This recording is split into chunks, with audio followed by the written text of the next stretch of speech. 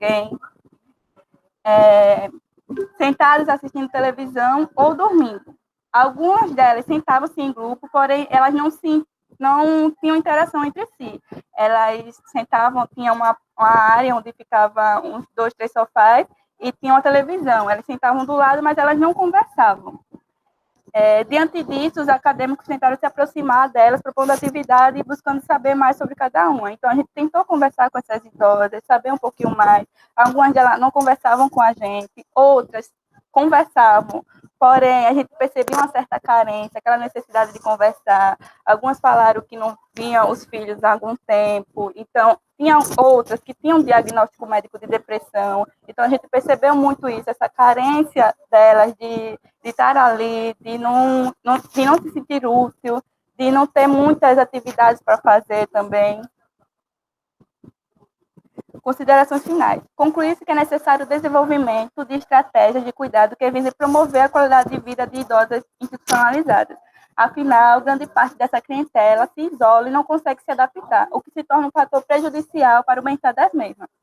Então, a gente percebe também um grande índice de idosos institucionalizados com depressão, devido a toda essa série de mudanças, de a não adaptação naquele local. Essas foram as referências utilizadas para a construção da introdução. E obrigado.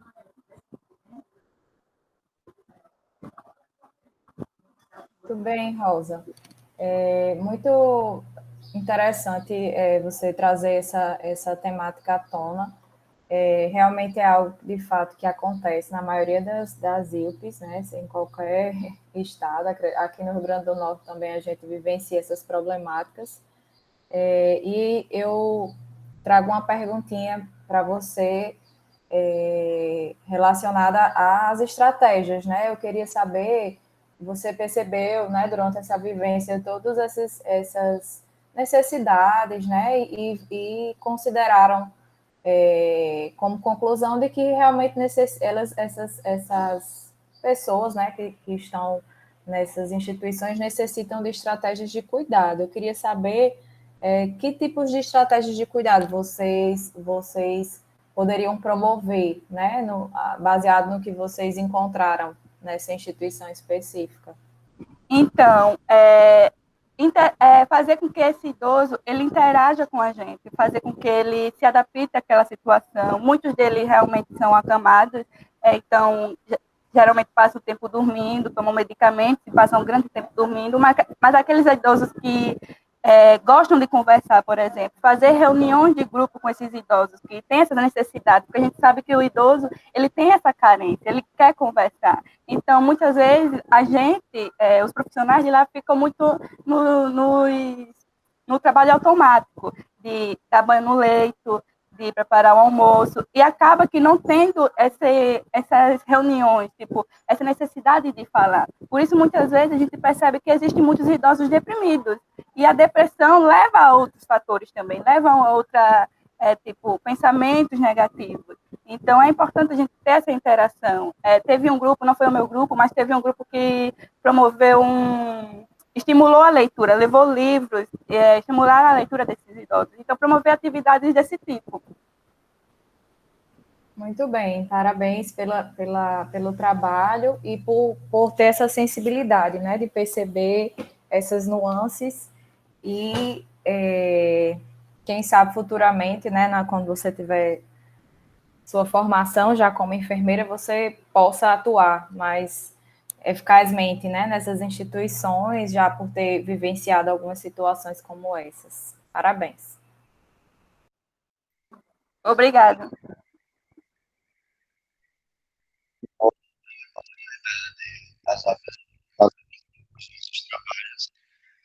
O segundo trabalho, de autoria de Leliane e Emily dos Santos Souza.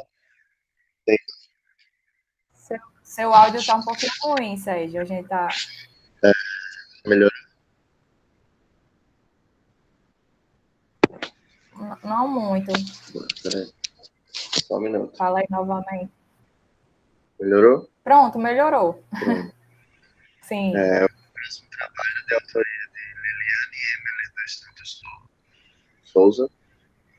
tem como título o perfil epidemiológico da distribuição dos casos confirmados de Covid-19 no estado de Goiás. Liliane está presente. Ou quem vai apresentar no lugar dela?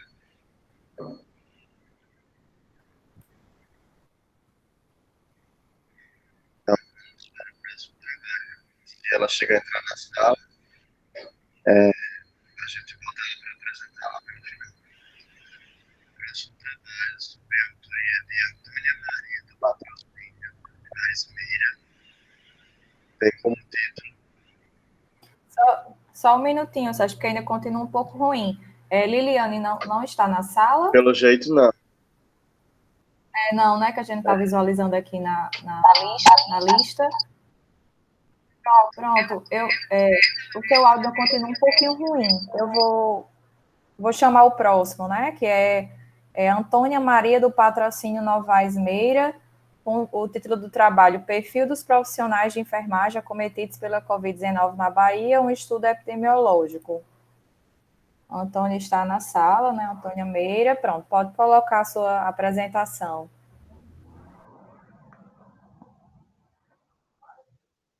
Boa tarde, consegue me ouvir?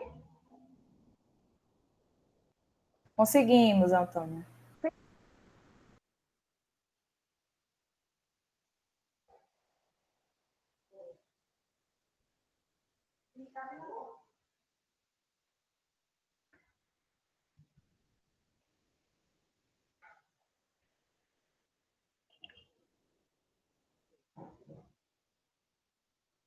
A apresentação está aparecendo?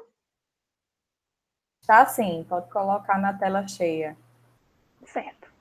Boa tarde a todos e a todas. Meu nome é Antônia, sou estudante de enfermagem da UFBA e eu vou apresentar agora o trabalho intitulado Perfil dos profissionais de enfermagem acometidos pela Covid-19 na Bahia, um estudo epidemiológico sob orientação da enfermeira pós-graduanda em Auditoria em Serviço de Enfermagem, Sabrina Maria José Novaes Meira. Bom, em 11 de março de 2020, o surto de Covid-19, doença causada pelo novo coronavírus denominado SARS-CoV-2, foi caracterizado pela Organização Mundial de Saúde como uma pandemia. Então, a superlotação das unidades de saúde, a falta de leitos para internação de equipamentos para cuidados como os respiradores mecânicos são problemas na organização do trabalho que impacta a saúde das equipes de assistência na situação de pandemia. Além dessas questões, é urgente chamar a atenção para a falha na proteção dos trabalhadores, que tem sido a realidade observada em diversos países. Diante desse cenário, a contaminação e adoecimento dos profissionais envolvidos no atendimento aos pacientes é uma realidade, como observado na China, onde foram registrados inúmeros casos e mortes de profissionais de saúde. E uma das orientações não farmacológicas da OMS para evitar a infecção pelo Covid, né, é o distanciamento social, ou seja, que as pessoas fiquem em casa como forma de reduzir significativamente a transmissão comunitária do novo coronavírus. Entretanto, esta recomendação ela não abrange atividades essenciais para a sociedade, como aquela desempenhada pelos profissionais da saúde. A presença destes trabalhadores nos seus ambientes laborais ela é necessária para garantir os cuidados essenciais relacionados aos diversos agravos da saúde, como a Covid, só que isso pode levar a um aumento da insalubridade pela alta probabilidade de uma contaminação relacionada ao trabalho nessa nova condição de risco.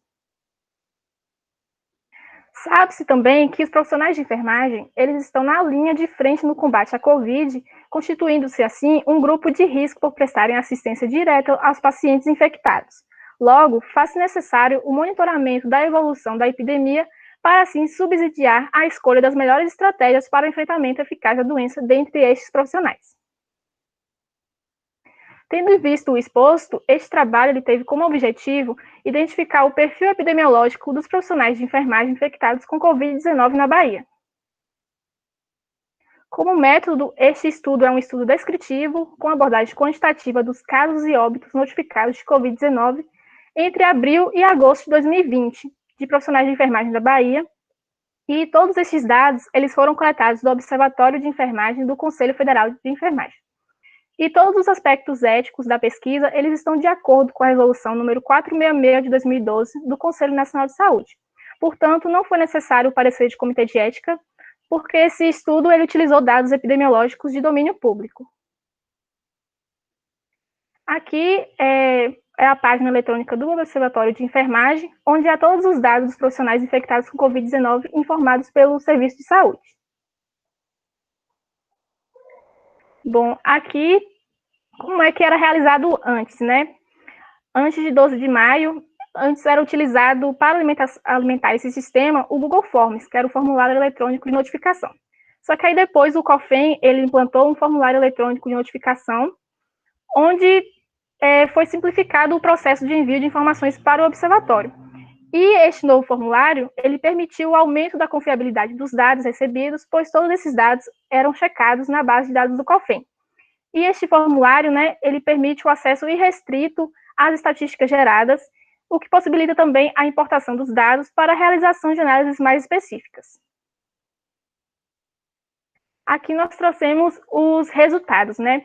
A gente pegou um recorte entre o dia 6 de abril, que foi o primeiro dia onde houve notificação de casos de Covid de profissionais de enfermagem aqui na Bahia, até o dia 16 de agosto, que foi até o dia que a gente analisou.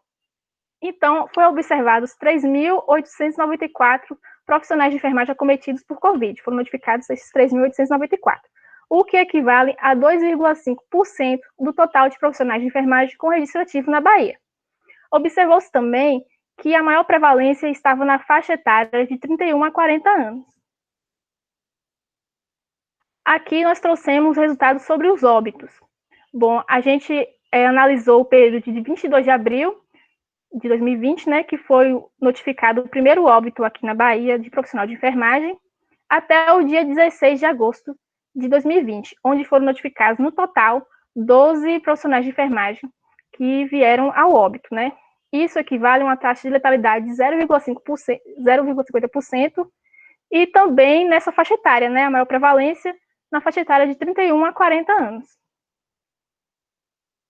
Quanto ao sexo, né, quando a gente vai observar os casos de Covid por sexo, a maioria foram acometidos do sexo feminino, que equivale a 86,8%, e do sexo masculino, né, que equivaleu a 13,2%. Já quanto aos óbitos, já vê que fica mais homogêneo. Foram notificados a porcentagem de 58,3% de óbitos do sexo feminino e 41,7% de óbitos do sexo masculino. Então, esse levantamento epidemiológico, ele permitiu evidenciar a magnitude do impacto da pandemia na classe de profissionais de enfermagem do estado da Bahia, visto que o estado da Bahia, ele é o terceiro estado do Brasil com maiores casos de Covid-19 de profissionais de enfermagem, né? E reforça-se a necessidade de intervenções urgentes no que tange à garantia da seguridade física, mental e social dessa categoria profissional, pois o exercício da profissão não deve ser sinônimo de adoecimento e óbito. Sugere-se, assim, a incrementação de outras variáveis a fim de possibilitar mais interpretações fundamentadas que auxiliem nos desafios e a atuação da enfermagem no enfrentamento à Covid-19. Essas aqui foram as referências utilizadas. E muito obrigada pela atenção de todos e todas. Parabéns, Antônia, muito boa a sua apresentação, assim como o resumo, né? Porque os avaliadores dos trabalhos apresentados também foram os mesmos avaliadores que dos trabalhos enviados, né? E realmente seu resumo estava muito bem escrito, assim, com todo um desencadeamento lógico, e aí você conseguiu sintetizar muito bem na sua apresentação, trazendo os gráficos para que a gente pudesse, né, visualizar melhor esses resultados. Gostei bastante. Tenho só uma perguntinha, né? Você mostra aí que houve, de fato, né, uma contaminação bem acentuada na Bahia dos profissionais de enfermagem.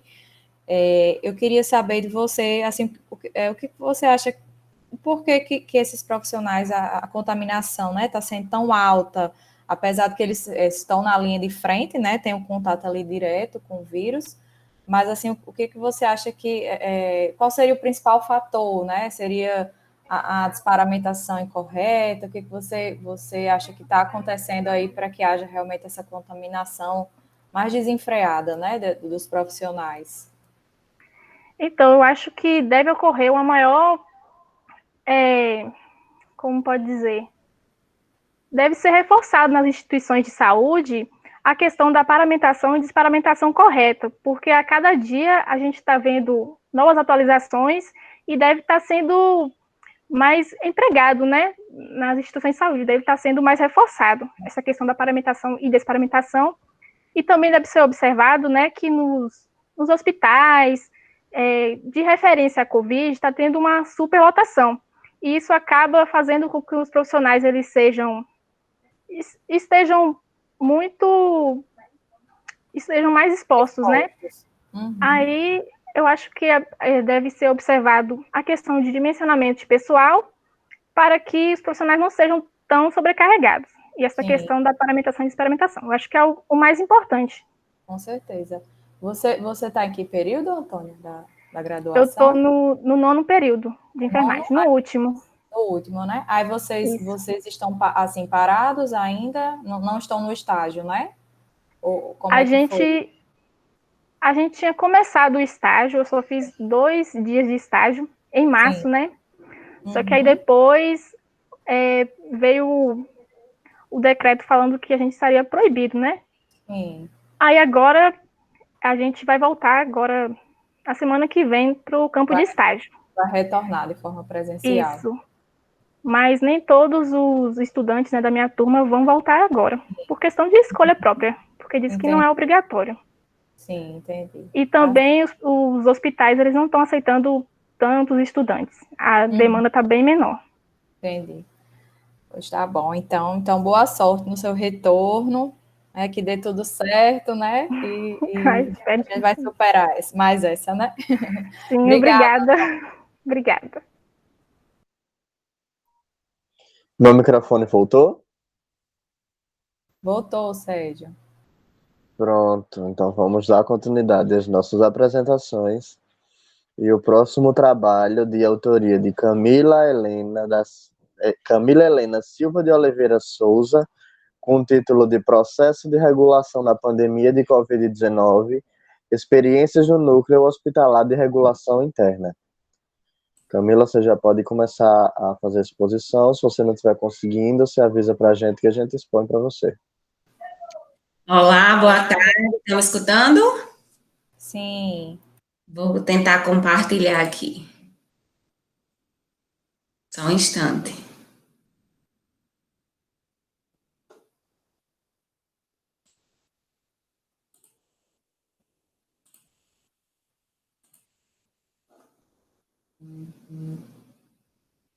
Vocês estão conseguindo ver? Estamos, Camila. Ok.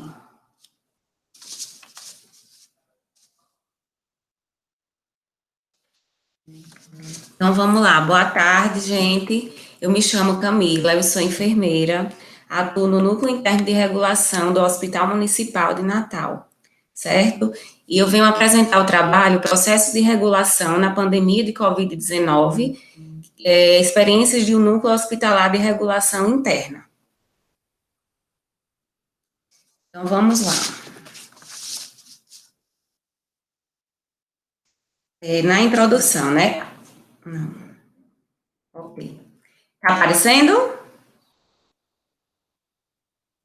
Sim, Camila, pode dar continuidade. Certo. Então, vamos lá. Introdução. A regulação interna dos leitos faz parte da rotina de profissionais de saúde, sobretudo hospitalares, e garante o acesso aos serviços de saúde no âmbito do SUS.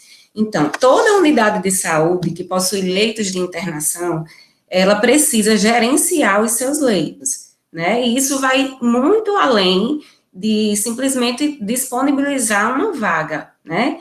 A regulação de leitos, a gestão de leitos, ela se constitui um processo, né? E ela vai desde o acesso do paciente àquele serviço de saúde, passa por toda a trajetória de internação, né? Durante aquele tempo que o paciente permanece internado, e da saída desse paciente do serviço, seja por uma transferência, uma alta hospitalar ou um óbito, certo? Então, esse processo, ele precisa ser gerenciado, tá?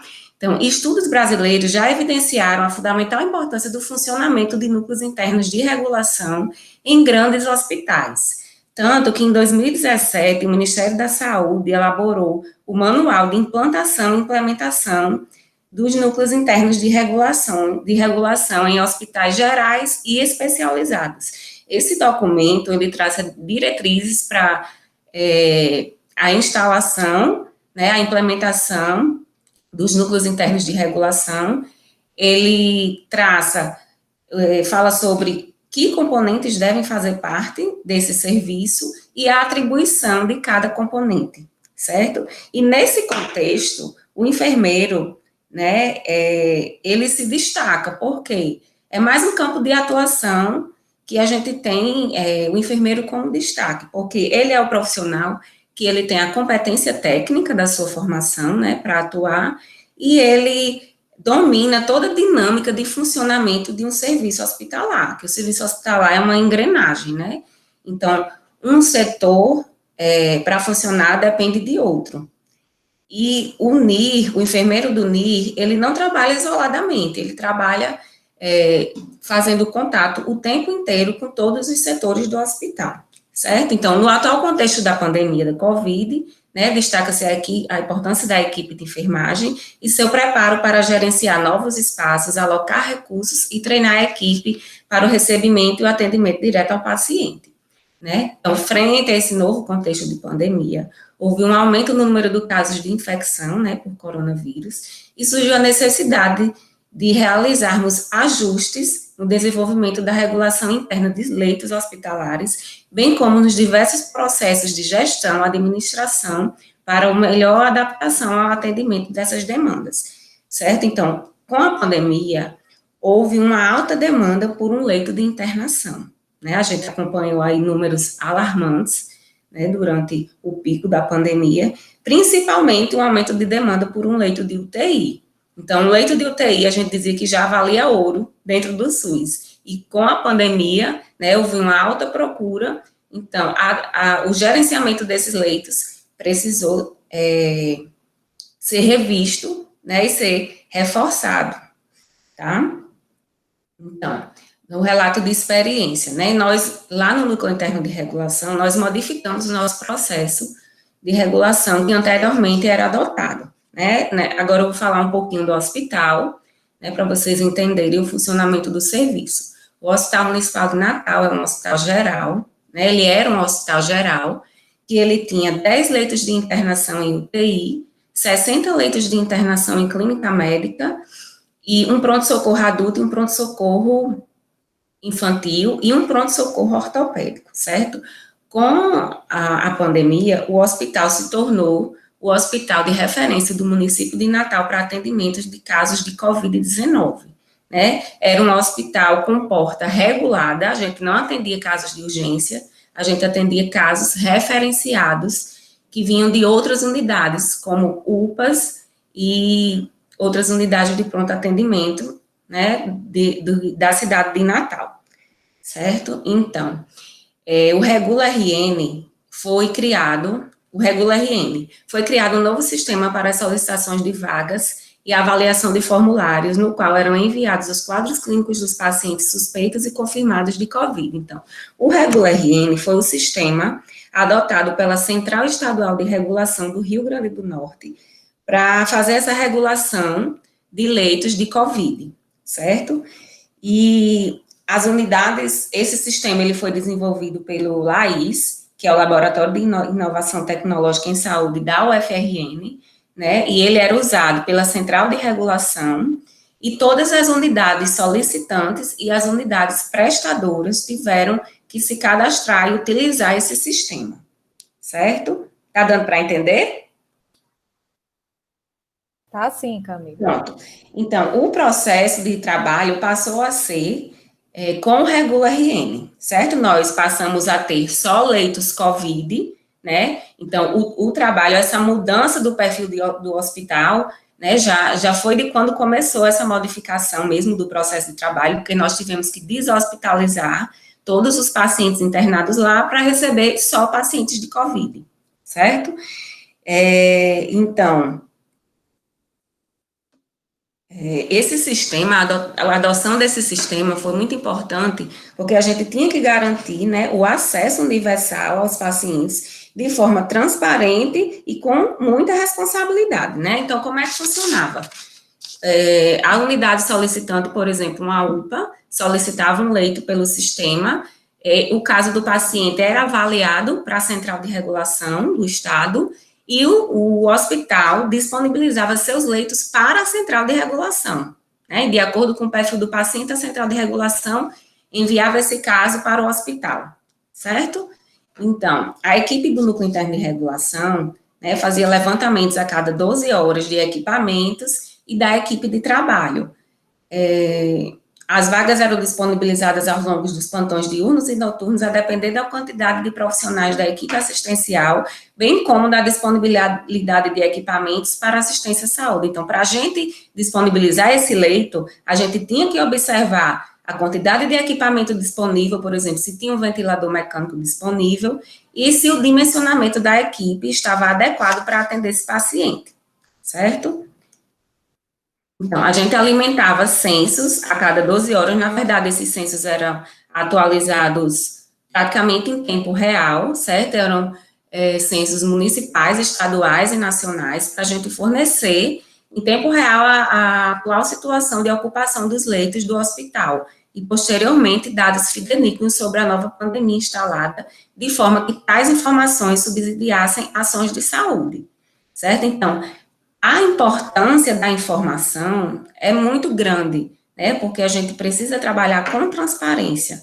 Esses sistemas estaduais, municipais e nacionais, né, uma fragilidade que eles tinham é que eles não se comunicavam. Então, a gente tem que ter muita atenção, porque não pode haver divergência de informação, porque essas informações, elas são imprescindíveis para a tomada de decisão, não só de ações de saúde, mas como, por exemplo, para as ações de distanciamento social, né, abertura de estabelecimentos, de escolas, o retorno de atividades. Então, todas essas informações que a gente alimentava nesses sistemas tinham que ser fidedignas, né, reais, certo? Além disso, o núcleo interno de regulação gerenciava toda a demanda em relação a exames dos pacientes, solicitações de remoção, solicitações de pareceres, toda essa demanda é gerenciada pelo núcleo interno de regulação também, desses pacientes do COVID. E tínhamos que fazer também as atualizações acerca de altas e óbitos, certo? Então, vamos lá. Camila, o tempo? Seu tempo estourou, mas você pode concluir, só pedimos que seja um pouco mais breve. Certo. A pandemia da COVID gerou mudanças, né, no nosso processo de trabalho, da enfermagem, da regulação de leitos. A atuação do profissional enfermeiro na regulação de vagas durante a pandemia constitui uma ferramenta fundamental para a oferta de leitos e enfrentamento do COVID. E a atual situação de saúde, né, bem desafiadora para as equipes de enfermagem, e uma adequada gestão desses leitos, né, repercute lá na vida do paciente. Então, um NIR atuante faz muita diferença na vida do paciente. É isso, gente. Obrigada. Parabéns, Camila, pela apresentação, ficou muito claro, né? E também por você ter essa vivência, trabalhar diretamente nessa área, então realmente mostra seu domínio sobre o assunto, né? Sobre toda a situação que você vivenciou e continua vivenciando ainda. Inclusive, assim, essa temática é importantíssima, acredito que vai servir de experiência, né, em outras situações. O NIR, ele realmente é um núcleo importantíssimo para o hospital, para esse gerenciamento de leitos.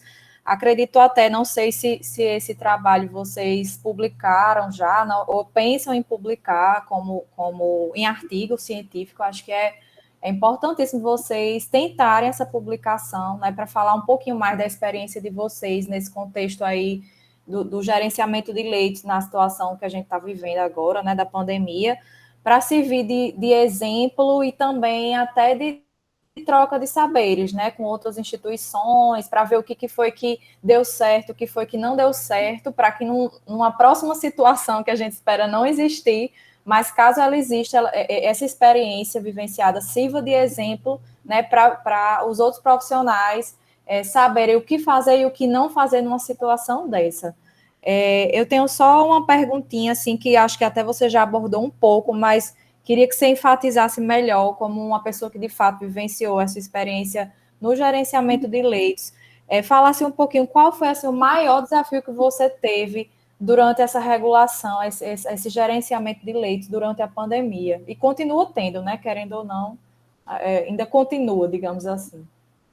Isso, assim, a demanda foi muito grande, né? A gente teve período de ter 160 pacientes no Rio Grande do Norte aguardando um leito de UTI, um leito de internação, seja de UTI ou de enfermaria. Então, o maior desafio era esse, da gente, assim, dar conta dessa demanda, né? Como a gente iria dar conta dessa demanda? Porque o perfil do paciente não era um perfil que ele ia adentrar o hospital e ele ia sair rápido, né? Ele passava 15 dias, no mínimo, na UTI, né? Então, a gente tinha essa questão dessa angústia de como é que a gente ia dar conta, né, de tantos pacientes, apesar de existirem outras unidades, né?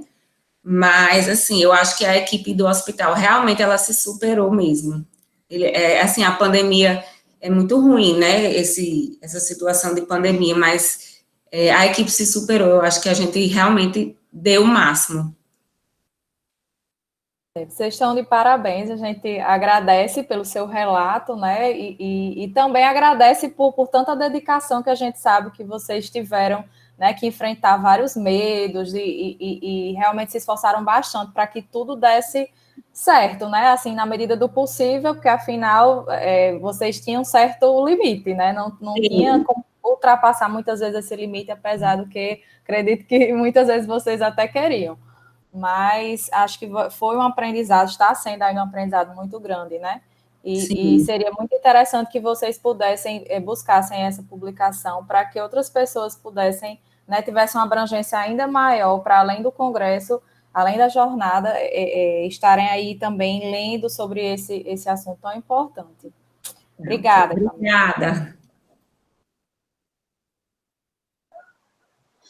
Bom, continuando nosso ciclo de apresentações, próximo trabalho de autoria de Hilary Islane Alves Pereira tem como título Obstáculos da enfermagem ao cuidado da pessoa idosa portadora de tuberculose. Hilary está presente ou algum coautor está presente? Se sim, já pode informar.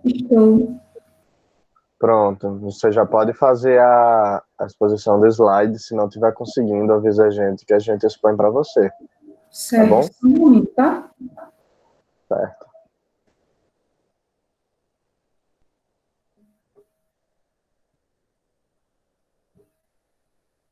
Vocês conseguem ver?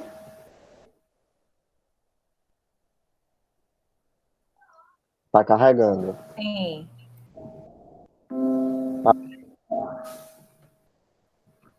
Só um momento, tá? A tela tá inteira, só para esclarecer essa dúvida. Ah, sim. Tá bem.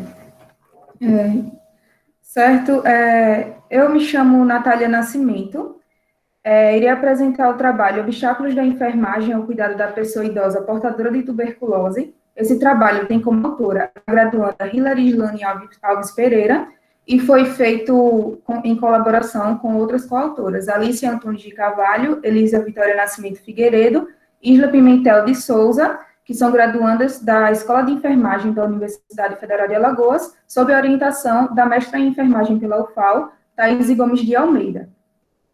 Então, a respeito desse assunto, nós percebemos que os idosos apresentam perdas das funções imunológicas, e isso normalmente acontece junto ao envelhecimento, em que é normal também surgir patologias do sistema cardiorrespiratório, como, por exemplo, a insuficiência cardíaca congestiva, a DPOC e outras pneumonias. E essa questão, junto ao envelhecimento, a queda da imunidade, por exemplo, pode ocasionar, inclusive, a reativação de bacilos latentes que havia nesse paciente. E, por isso, a tuberculose ela é mais propícia aos idosos. E esse dado, ele além de se apresentar como um agravante para a fatalidade da tuberculose, também dificulta a identificação precoce da doença. Isso torna o diagnóstico mais dificultoso, demanda mais tempo, e isso vai atrasar no tratamento desse paciente. Além desses fatores que citamos, que foram motivos do estudo, um problema que é muito importante é a barreira de acesso e acessibilidade para a atenção primária de saúde, né, a saúde.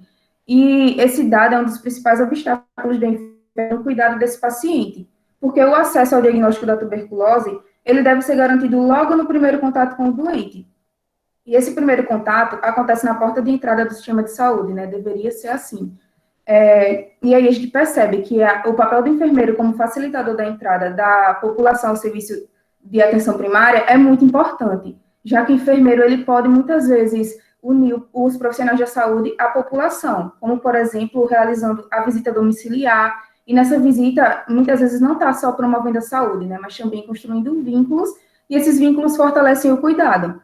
E aí é importante lembrar que quando existe uma fragilidade no vínculo que a equipe de saúde e o usuário de portador de tuberculose, ou então usuário qualquer, se existe uma fragilidade nesse vínculo, existe também uma diminuição da qualidade do atendimento, uma aderência ao tratamento, se for questão de tratamento, uma diminuição da eficácia das ações e, consequentemente, diminuição do controle da doença, que seja foco do cuidado, né? Então, com esses dados expostos, o objetivo desse trabalho é analisar os obstáculos para a enfermagem na identificação de pessoas idosas com tuberculose. O método é utilizado. Nós partimos inicialmente da pergunta: quais os obstáculos que a enfermagem enfrenta em relação ao cuidado de idosos com tuberculose? Então, nós realizamos uma revisão de literatura de artigos que foram obtidos na interface Cielo e BDENF, em português, publicados de 2015 a 2020. Foram utilizados descritores idosos e tuberculose associados ao operador booleano END, e como fator de inclusão foi adotado artigos que citassem o cuidado de enfermagem aos idosos com tuberculose. Inicialmente, selecionamos 25 artigos com base no título, e posteriormente, posterior à leitura, selecionamos 8 artigos, que foram lidos o título, o resumo e todo o corpo do trabalho, e no final das contas, permanecemos com 6 artigos para realizar o apanhado para o trabalho. E quais foram os resultados encontrados? Então, um dos primeiros pontos seria a falta de ações específicas que visam identificar idosos assintomáticos. Só que a sintomatologia, apresentada pelos idosos, ela é escassa e inespecífica, muitas vezes, porque, além de existir esse fator, também tem a falta de suspeição, para que haja uma realização, interpretação de exame que possa ser complementar. E isso é um fato, digamos que óbvio, porque se você não conhece como a doença se expressa, é difícil você saber quando deve ou não suspeitar. E, no caso, a assistência especializada registra a maioria dos diagnósticos de ITB em idosos, e isso seria, de certa forma, uma consequência desse primeiro ponto citado. E aí a gente vê que, apesar de que a atenção básica tenha potencial para desenvolver ações de prevenção, controle, diagnóstico e tratamento, ocorre um encaminhamento inverso do serviço, que é quando o paciente vai primeiro para atendimento especializado e depois é encaminhado para a unidade básica. Isso reflete uma fragilidade do controle social que deve ser implementado pelo SUS. E aí é importante frisar que a Política Nacional de Atenção Básica, no Brasil, estabelece que a atenção básica seja responsável pelo atendimento no primeiro nível de atenção. E aí a gente vai para um outro ponto, que é a alta letalidade de idosos que têm tuberculose, e isso é evidenciado quando é citado um estudo que foi realizado no Hospital Público do Rio de Janeiro em relação ao tratamento de tuberculose pulmonar, em que foi mostrado que os idosos apresentam maior toxicidade em relação ao tratamento, e isso contribui para uma elevada letalidade, principalmente naqueles que apresentam outras comorbidades associadas, como muito comum no perfil epidemiológico brasileiro, idosos que apresentam diabetes e doenças pulmonares. Então, o desconhecimento dos profissionais da atenção primária sobre os problemas da doença nesse público é um dos fatores limitantes para que haja o atendimento adequado, para que haja o cuidado necessário, e por isso surge a educação permanente de saúde como um certo reparador desse problema, já que a educação permanente de saúde é uma alternativa, se trata de uma estratégia muito importante para a qualificação e adequação da atuação dos profissionais de atenção básica. E a gente percebe que a estratégia permanente de saúde, não só nos seus objetivos, como ela realmente tem como capacidade, promover uma análise problematizadora da gerência ou assistência prestada e adoção de estratégias resolutivas ao problema em questão. Então, a estratégia permanente de saúde, ela se constitui em uma ferramenta potencializadora da busca ativa e consequente identificação precoce de sintomáticos respiratórios, caso seja impossível identificar os sintomas compatíveis com a tuberculose, ou até mesmo possibilitar a tração do perfil epidemiológico local, com base na análise dos dados que o enfermeiro tem sobre aquela área que ele trabalha. Então, as considerações finais. Sobretudo, é importante que haja a sensibilização dos enfermeiros que atuam na atenção primária. E essa sensibilização permite traçar estratégias específicas à saúde do idoso. Para que haja essa sensibilização, a educação permanente de saúde, é fundamental ao diagnóstico precoce da doença, porque ela vai permitir que o enfermeiro conheça a situação local, permita que ela conheça a problemática de não haver estudos adequados, sintomatologia específica, e por isso o enfermeiro teria a possibilidade de se debruçar de forma melhor ao tema. E isso possibilita uma inovação do processo de trabalho, que vai facilitar a prevenção de casos, seja casos referentes necessariamente à população idosa, ou casos que sejam dentro de um contexto familiar em geral, independente da idade. E é isso, essa aqui foram as referências utilizadas, e estou disponível para qualquer dúvida que haja. Obrigada. Eu consegui compreender até melhor o que você tinha escrito, né, os autores, né, tinham escrito no resumo, ficou bem mais detalhada, porque muitas vezes o resumo, ele fornece poucos caracteres, né, para a gente falar tantas coisas que achou na revisão, e aí na sua apresentação eu consegui vislumbrar melhor os resultados da sua pesquisa, e você, né, assim, apresenta muito bem, a gente consegue compreender bem, e não tenho nenhuma pergunta para você. Obrigada pela apresentação. Eu que agradeço. Natália, realmente foi uma apresentação cirúrgica, terminou aos 8:00. Muito bem. Vamos dar continuação às próximas apresentações. Próxima apresentação é de autoria de Crislane de Oliveira Pontes, tem como título Assistência de enfermagem ao paciente vítima de trauma, relato de experiência. Cristiane, você já pode começar a expor. Cristiane não, né? No caso, eu acho que vai Crislane. ser... Crislane.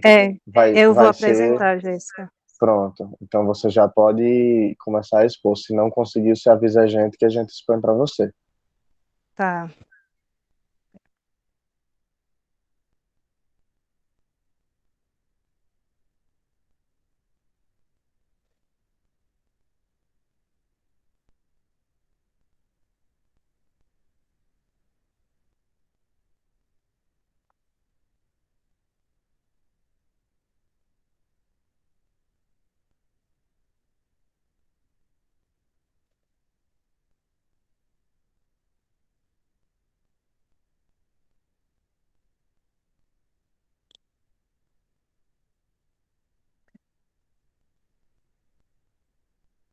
Tá bom assim? Sim, a gente consegue visualizar. Boa tarde. Meu nome é Jéssica, eu sou acadêmica de enfermagem da UFAL, da Escola de Enfermagem da UFAL. Meu trabalho tem como título Assistência de enfermagem ao paciente vítima de trauma. É um relato de experiência. Esse relato é meu, da Crislane de Oliveira Pontes, que também é estudante de enfermagem da Escola de Enfermagem da UFAL, e do Cleiton Gian Silva de Santana, que ele terminou a graduação em enfermagem lá na UFAL também, e hoje está como enfermeiro residente em cuidados paliativos no Instituto de Medicina Integral, professor Fernando Figueira.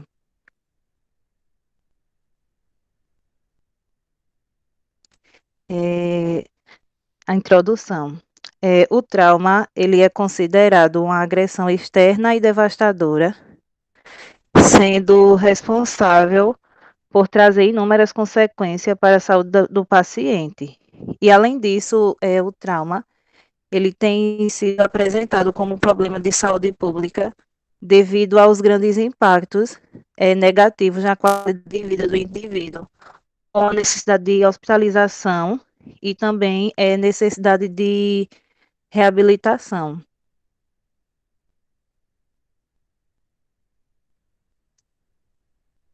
Nesse contexto, a assistência de enfermagem ao paciente vítima de trauma torna-se imprescindível, devendo ser essa assistência de forma integral para contemplar o indivíduo traumatizado em toda a sua magnitude.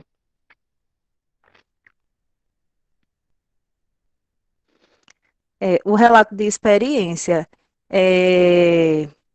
O nosso relato trata-se de um estudo descritivo do tipo relato de experiência, onde visa descrever a vivência dos acadêmicos de enfermagem durante as práticas do estágio supervisionado no Hospital Geral do Estado. Esse estágio ele faz parte da disciplina de Saúde do Adulto e do Idoso 2.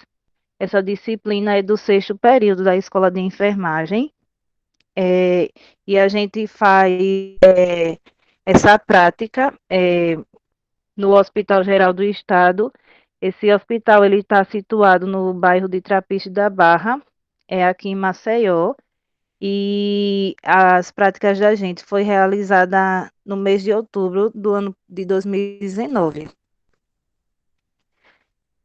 Durante a nossa vivência lá na área de traumas, a gente pôde perceber que é um ambiente que exige rápida tomada de decisão do enfermeiro. E a gente, no começo também das práticas, a gente se sentiu perdida, porque a gente até então não tinha, a gente só tinha práticas no Hospital Universitário Professor Alberto Antunes, que é onde a gente tem a maioria das práticas de lá da Escola de Enfermagem. E quando a gente foi lá para o HGE, a gente, no primeiro dia, a gente ficou meio por fora de como a gente ficou meio assim para se adequar, mas depois a gente foi conseguindo realizar as técnicas, foi conseguindo ter um melhor manuseio das técnicas de enfermagem lá na área de trauma. A gente também pôde observar a alta escassez de recursos, né? E devido a essa alta escassez de recursos, a gente às vezes percebia o profissional meio desgastado, meio estressado também na atuação de enfermagem. A gente percebeu que faltava muitas vezes humanização, porque a gente, mesmo o paciente na área de trauma, muitas vezes estando na sedação, a gente, quando ia realizar qualquer assistência de enfermagem, a gente tinha um cuidado de explicar ao paciente, e muitas vezes a gente via o profissional olhando para a gente sem entender, né?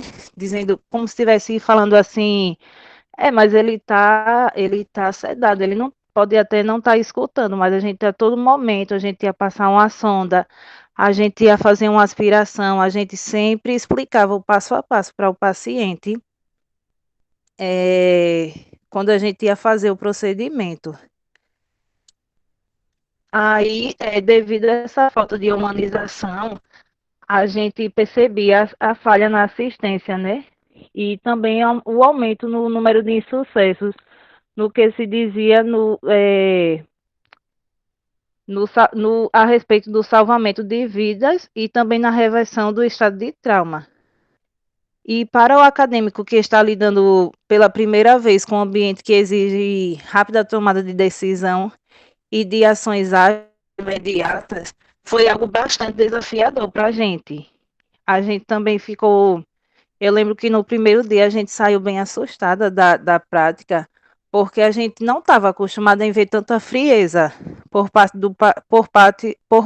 do profissional de enfermagem. Muitas vezes, porque lá no HGE, a marca para para dar banho, a maca que o paciente ficava, eu não sei se dá para ver direito nessa imagem, essa imagem é quando estava em superlotação. Muitas vezes a gente pegava na prática a superlotação e às vezes era frieza o modo que era tratado, né? Dava o banho no leito e a maca também não era adequada para dar o banho no leito e virava o paciente para um lado, virava para o outro. Não tinha como regular essa cama e era bastante, assim, doloroso para a gente, né? Que ainda não tinha visto esse tipo de assistência de enfermagem. A gente, porque onde a gente tinha prática, a gente já via outro tipo de assistência, uma assistência mais humanizada. E com isso, a gente também pôde refletir sobre as falhas, né, presentes no sistema. No sistema geral, né, no sistema, no sistema geral também, porque não era só ali não era só ali na área de traumas, a gente pôde passar em outros setores do hospital e a gente também podia ver essas mesmas falhas em vários setores do hospital. A falta do cuidado humanizado a gente percebeu também em outras áreas do hospital, a superlotação, a falta de insumos. Muitas vezes a gente não tinha uma sonda adequada para aquele paciente e a gente tinha que dar um jeito para não deixar de fazer aquele atendimento para o paciente. E as considerações finais. Diante disso, percebe-se que mesmo em ambiente onde a assistência qualificada é quase imperceptível, o enfermeiro deve estar disposto a oferecer e também a incentivar a equipe a prestar o cuidado humanizado, contribuindo para a qualidade do cuidado de enfermagem. E a experiência também vivida nesse campo foi de extrema importância, né? A gente pôde observar todos os cuidados do enfermeiro e a gente também pôde perceber que, além do conhecimento técnico e teórico prático, a gente viu que, além do conhecimento, ainda é preciso ter um pouco de sensibilidade no cuidado com o paciente, é preciso ter um cuidado mais humanizado, tendo em vista a necessidade de qualificar a assistência de enfermagem e poder contribuir para uma assistência de enfermagem mais humanizada e, consequentemente, livre de danos. Essas foram as minhas referências e obrigada. Parabéns, Jéssica, pela Obrigada. apresentação, pelo relato, né? Vocês realizam esse estágio em que período da faculdade? No 6º período. No 6º, né? Você está no 6º ainda? Está em qual período agora? Não, a gente ia começar o 8º, aí quando começou a pandemia, a gente ainda não voltou. Sim, certo. Apesar dessa experiência, né, talvez até um pouco traumática, em alguns aspectos, realmente. você pretende seguir essa área da urgência e emergência ou foi realmente algo que vocês passaram e assim, quis, de certa forma, relatar? Não, eu pretendo, né, até para, que nem a gente colocou nas conclusões, tentar mudar um pouco essa forma que eu acho que também é preciso ter uma conversa, alguma coisa, uma conversa, algum tipo de assistência para a equipe, porque a gente percebeu que a equipe tratava de maneira fria, né? E às vezes faltava algum tipo de assistência psicológica, ou até mesmo uma educação continuada ali dentro da equipe, com a vista de melhorar esse atendimento. Mas a gente pretende, sim, a gente gostou bastante. Eu lembro que no primeiro dia eu cheguei bem com muita dor de cabeça, porque a minha avó, em 2010, ela precisou ser hospitalizada também nessa mesma área. Sendo que lá é uma área vermelha e não permite acompanhante. E quando eu cheguei lá e eu vi que a minha avó passou por tudo aquilo, sabe? Foi bem triste para mim. Sim. Mas, assim, essa parte você fala, né, que sente um pouco falta da humanização, mas você se refere especificamente ao quê? A inter-relação entre o tratamento entre os profissionais e o paciente, ou a falta de estrutura, ou a falta de leito, você se refere exatamente a quê, né? Porque a gente sabe que esses hospitais gerais que recebem pacientes com trauma, né, todo estado tem o seu, eles acabam realmente sendo sobrecarregados, né? Por ser hospitais de referência, né? Então acaba vindo paciente do interior também, né? Acometido por trauma, então acaba que realmente a gente visualiza essa sobrecarga mesmo, né? Mas aí tem outras questões, não só da infraestrutura, como também os fatores interpessoais, né? Que aí vai variar realmente de equipe para equipe. Talvez nesse dia em específico do estágio de vocês, né? Era uma equipe talvez não tão sintonizada. Isso aí varia muito, assim, a gente não pode considerar que sempre é dessa forma, né? Isso vai realmente mudar conforme muda a equipe, né? Às vezes estão passando ali por uma situação de estresse extremo pela sobrecarga de trabalho, pelo quantitativo de pacientes, né? Alto e pelo quantitativo de profissionais baixo, enfim. Existe assim uma série de fatores, né, que acabam culminando nesse tipo de situação, apesar de que nada disso é justificativa, né, para que haja realmente essa falta de humanização, tanto que a gente, né, existe até um trabalho feito, né, de uma forma geral pelo Ministério, né, da Saúde, de fato tentar implementar a humanização nesses setores, né, que é um ambiente de muito estresse. Aí a minha pergunta é, né? Assim, você sentia de fato essa falta de humanização em virtude do quantitativo de pacientes que tinha no mesmo setor e acaba fica aquela visualização de um monte de maca, né? Um perto da outra, ou era mais as relações pessoais mesmo entre os profissionais e os pacientes? A gente percebia uma mistura de tudo. A gente percebia que não tinha tanto diálogo entre os pacientes. A gente Sim. teve 5 dias de práticas lá, foi 2 semanas e meia. A gente percebeu em todos os dias isso. A gente Entendi. percebia também que muitos profissionais não tinham apenas esse emprego. Quando chegava lá, já vinha de um plantão de 12, de 24 horas, já chegava lá sobrecarregado. E vinha chegando mais maca, vinha chegando e não tinha mais lugar para colocar. Isso já ia estressando. E também a gente percebia na falta na infraestrutura, né? Porque lá a cama não é adequada para dar um banho no leito. A cama não, ela só sobe a parte da cabeça, mas ela não dá para virar de outros modos para fazer um banho no leito mais humanizado. Também a gente percebeu também na estrutura da sala, que é um lugar muito pequeno. Eu achei que a área fosse várias salas, não, é só apenas uma. Eu acho que tem umas 20 macas. E quando vai chegando, infelizmente, tem que colocar lá, porque é o único lugar que tem para colocar.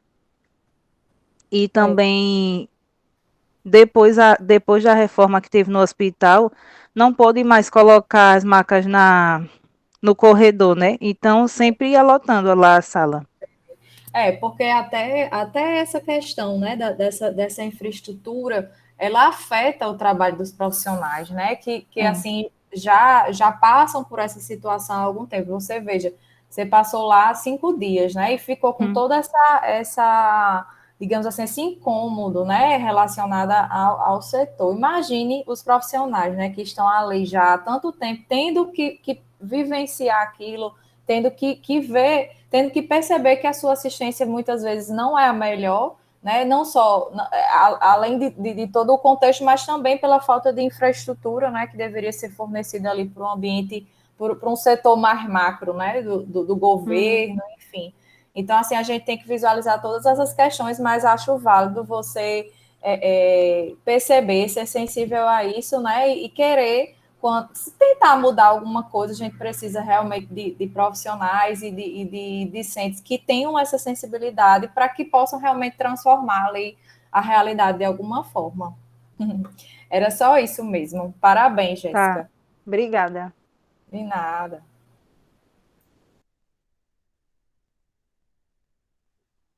Vamos lá, se encaminhando para a nossa última apresentação, já que o pessoal do segundo trabalho ainda não apareceu. É um trabalho de autoria de Bruna Eliane Passos Lucas, que tem subtítulo Produção Científica sobre o uso de medicamentos na gestação, implicações para a enfermagem brasileira. Bruna está presente ou algum coautor? Boa tarde a todos e a Boa todas. tarde. Meu nome é Eduardo, eu vou apresentar o trabalho de autoria de Bruna Liane. Certo. Ok? Quando Eu você vou começar a expor a tela, eu vou ativar o cronômetro, tá certo? Tá ok. Só um momentinho, então, por gentileza.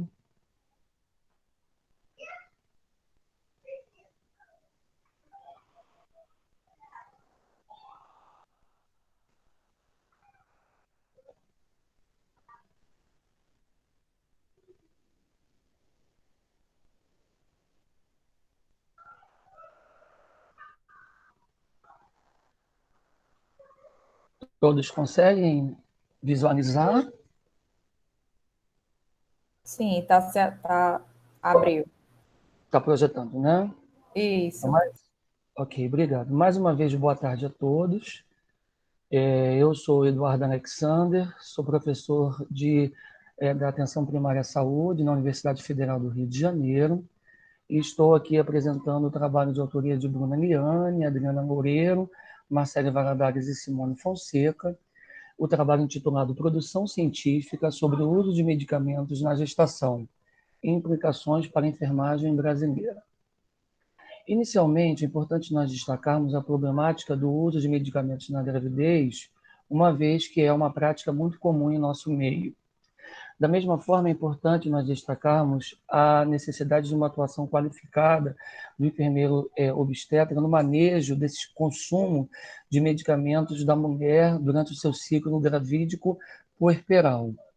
Da mesma forma, a maioria das substâncias farmacológicas administradas por mulheres grávidas atravessam a barreira hematoencefálica, a barreira placentária, né? E pode ocasionar no embrião o desenvolvimento de múltiplos problemas, inclusive teratogênicos. Nesse sentido, o objeto de estudo da presente pesquisa caracterizou-se pela produção científica de enfermagem sobre o uso de medicamentos durante a gestação.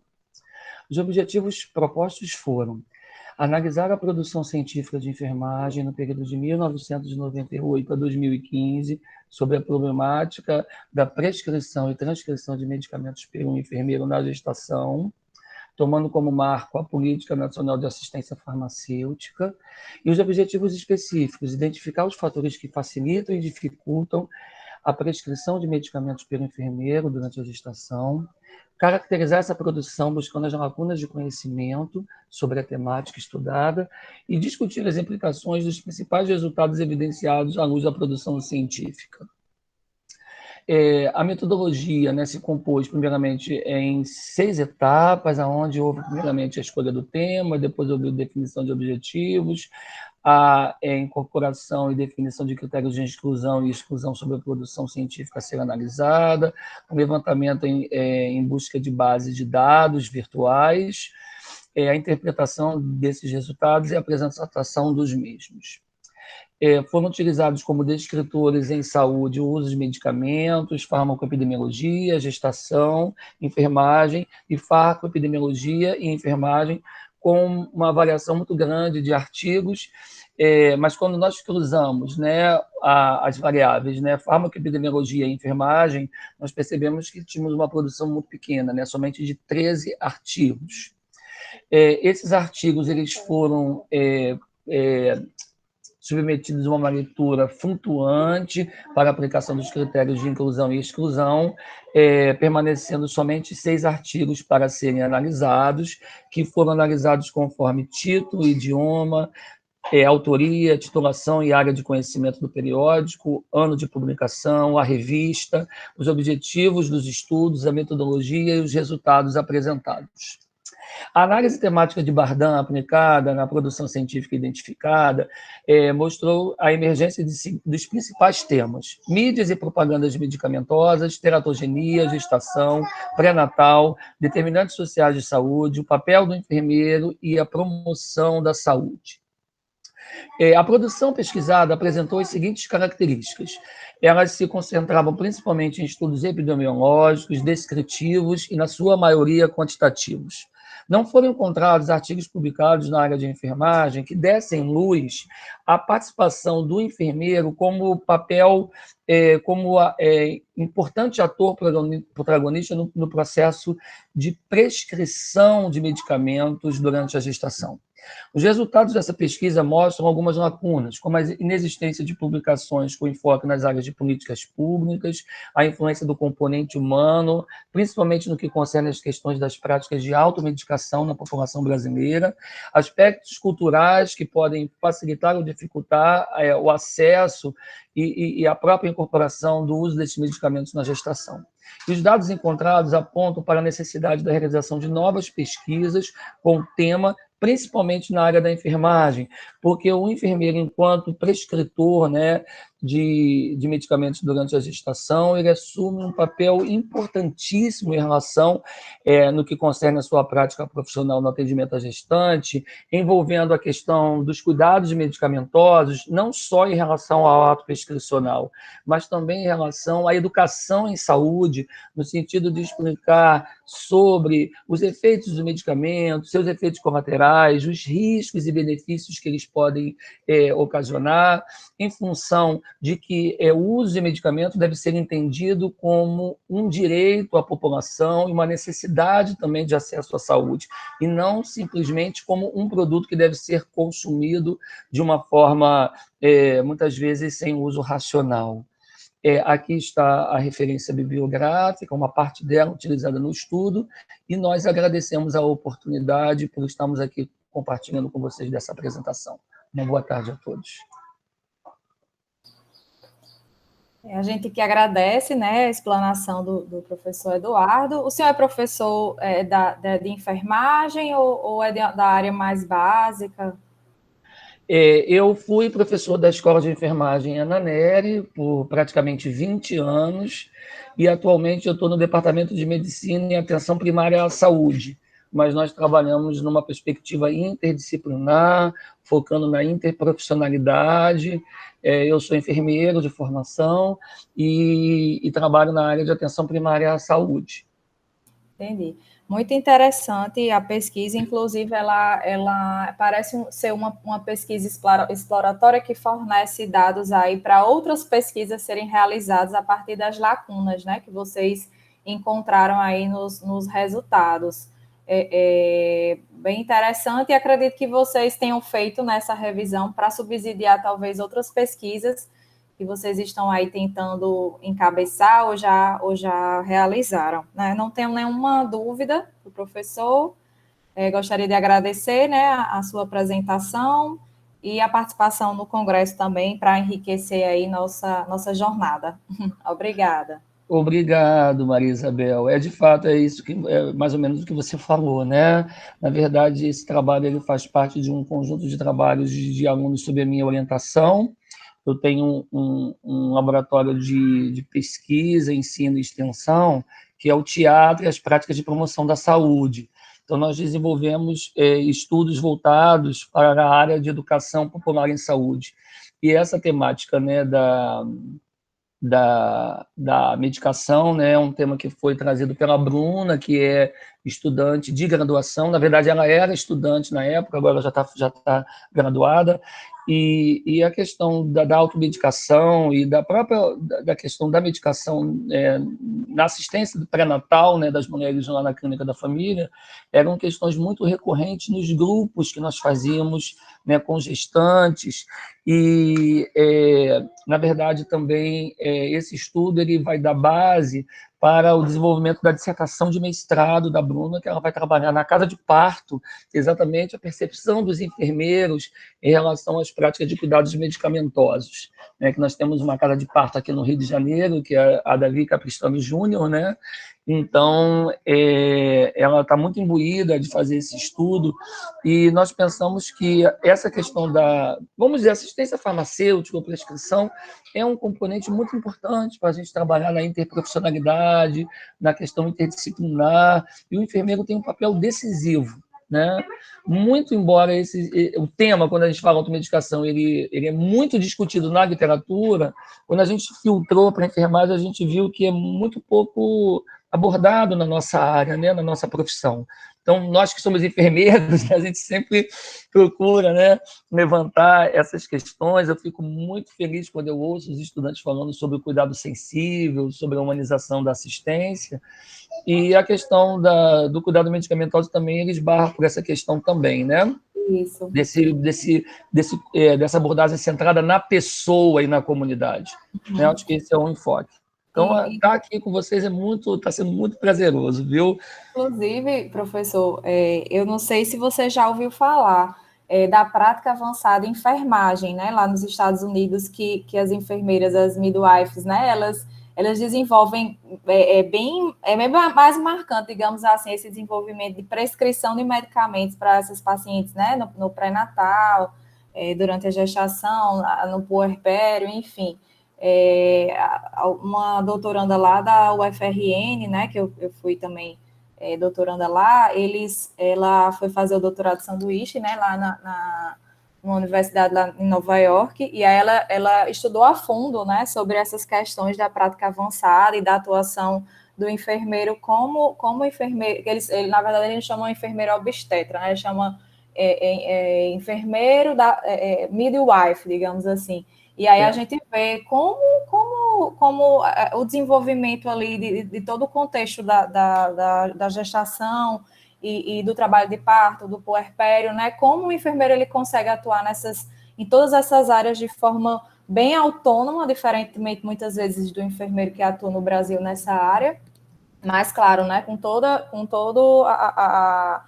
a interprofissionalidade, né, atuando aí nessas questões, mas aí, assim, até a proposta dela é tentar implementar, né, de certa forma, para que o enfermeiro aqui, ele tenha uma maior atuação nessa área, né, apesar de a gente perceber que ele tem certa autonomia, principalmente na atenção básica, mas tentar reforçar ainda mais, né, a nossa atuação aí enquanto, nessa área especificamente, né.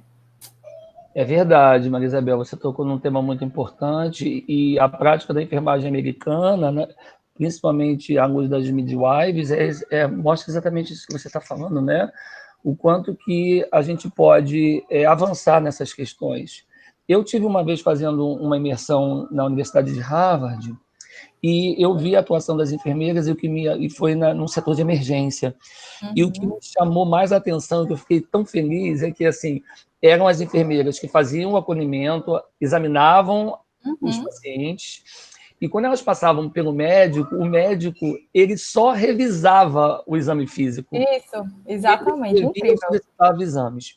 Porque eles confiam e trabalham de forma muito integrada, né?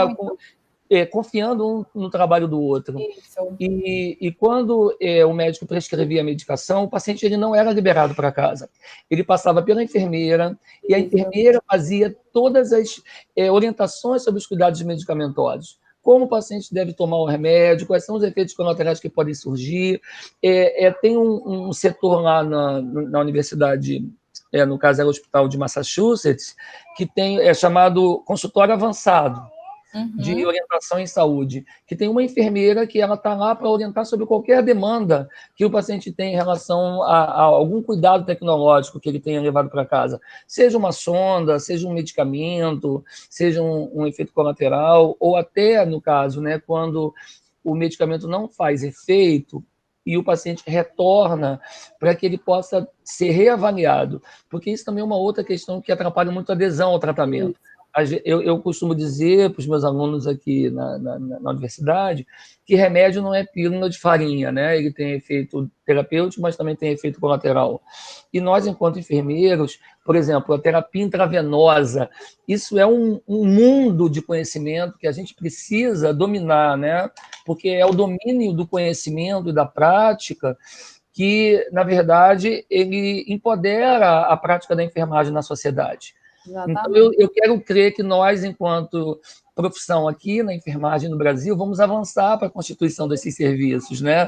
Aonde será a enfermeira que vai avaliar, ou enfermeiro, enfim, se aquela medicação pode entrar no mesmo horário do que a outra, se ela é muito vesicante, se o pH... Estou falando assim, numa prática mais hospitalar, mas mostrando que é um mundo que nós temos que perceber, porque, na verdade, a maior parte do tempo o usuário fica com a equipe de enfermagem. Isso. Porque nós falamos hoje aqui nessa sala sobre banho ao leito, sobre medicação, sobre regulação, ou seja, a nossa atuação ela é transcendental e ela é transversal dentro de uma organização de saúde, né? Então, que a gente possa refletir um pouco sobre isso, para não achar assim, prescrição é coisa de médico, remédio é coisa de médico. Não.